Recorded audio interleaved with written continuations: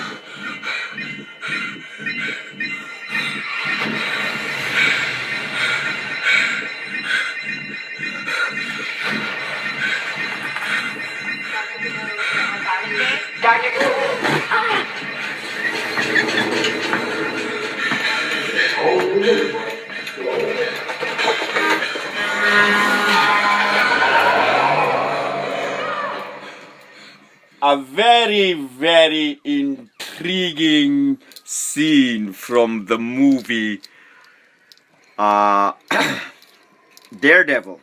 Hey, by the way, 3D glasses.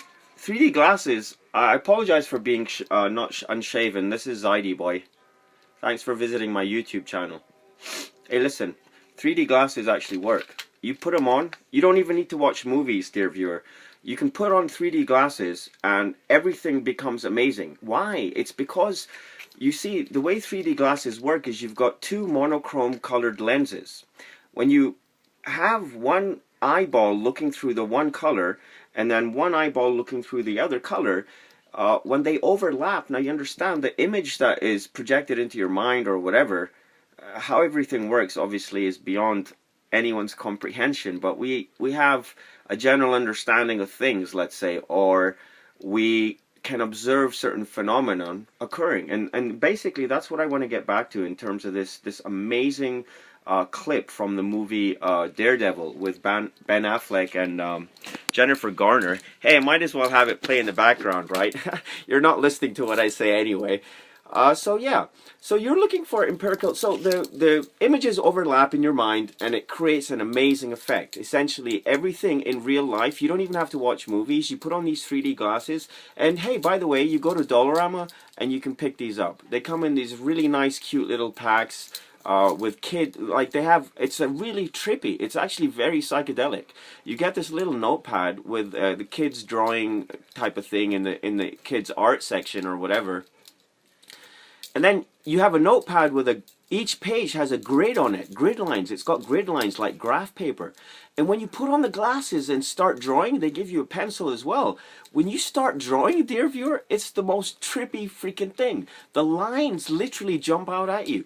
So the 3D glasses create the image of 3D through the overlapping monochrome images that are essentially presented to the viewing apparatus of your mind. That's really the best description I have for you.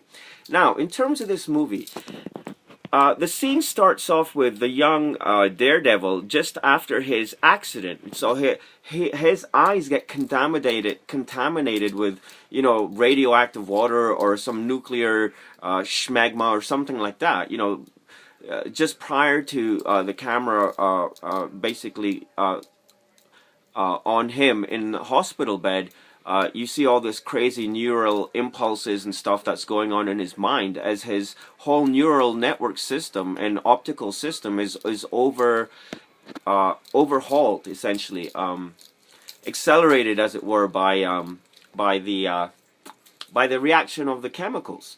So now the guy wakes up and he's blind, or at least his eyes are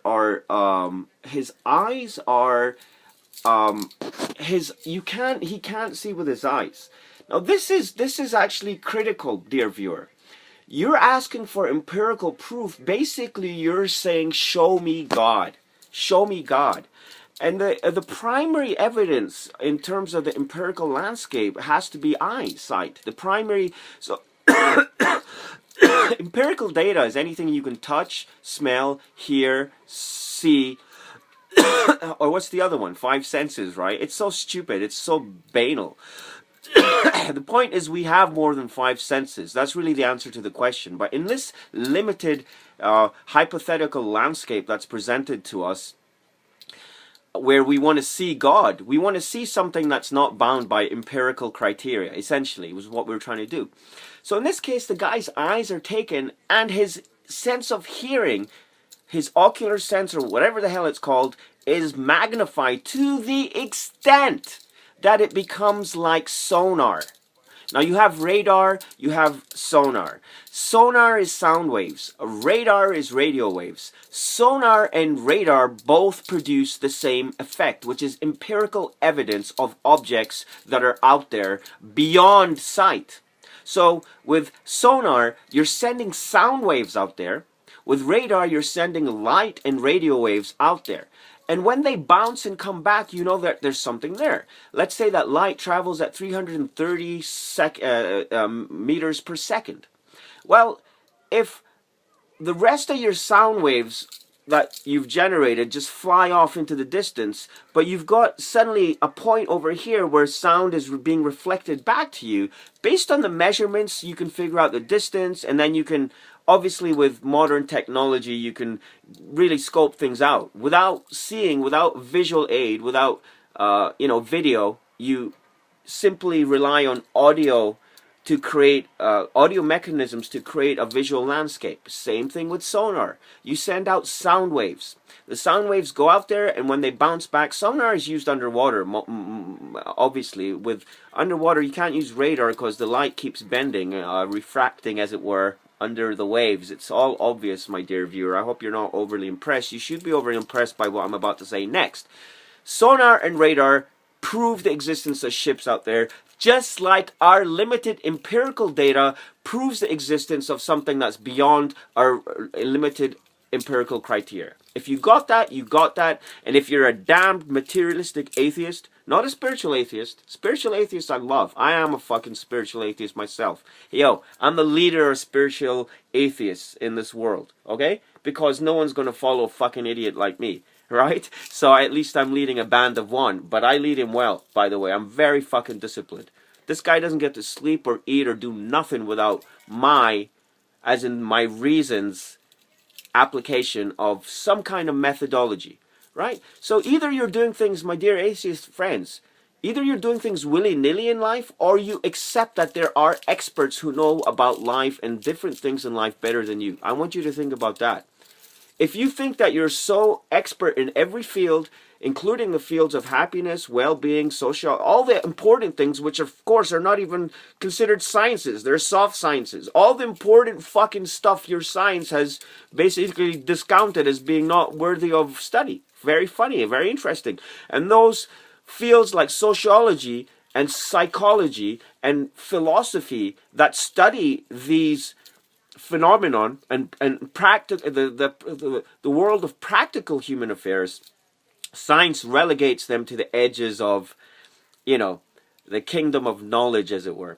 Anyway, dear viewer, I appreciate you. I appreciate you very much. If you knew how much I appreciated you, you would love me back.